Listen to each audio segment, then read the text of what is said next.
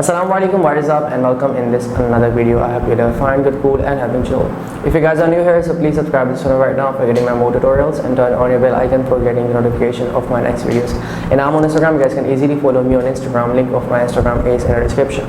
And for purchasing any kind of turban or Arabic Shemagh, you guys can contact to my own brand ID. The WhatsApp number and Telegram number is given in the description. We deliver in all over the world. And in this beautiful tutorial, I'm going to show you how can you tie a beautiful Shemagh with using cap like Hamid Saeed Kazmi. One of a guy who told me about this, and he told me please teach us the proper way how can we tie this. So here you go with the tutorial. So let's start the tutorial right now.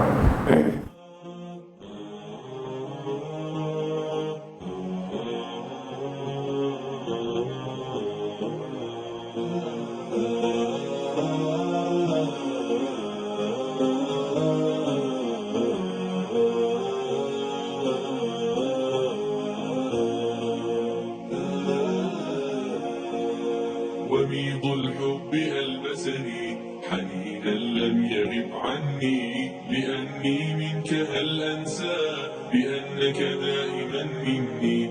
وميض الحب ألبسني حنينا لم يغب عني لأني منك هل أنسى بأنك دائما مني بأنك دائما مني.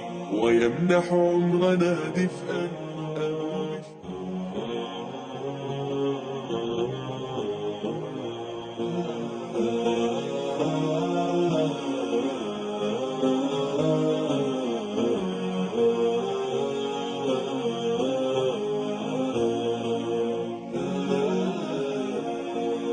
وميض الحب ألبسني حنينا لم يغب عني لأني منك هل أنسى بأنك دائما مني. وميض الحب ألبسني حنينا لم يغب عني لأني منك هل أنسى بأنك دائما مني بأنك دائما مني.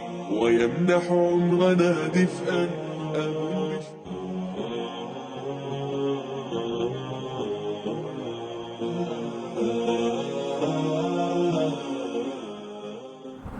I hope you enjoyed this video, and if you have, so give a big thumbs up and leave your beautiful comments below because I'm just waiting for your comments.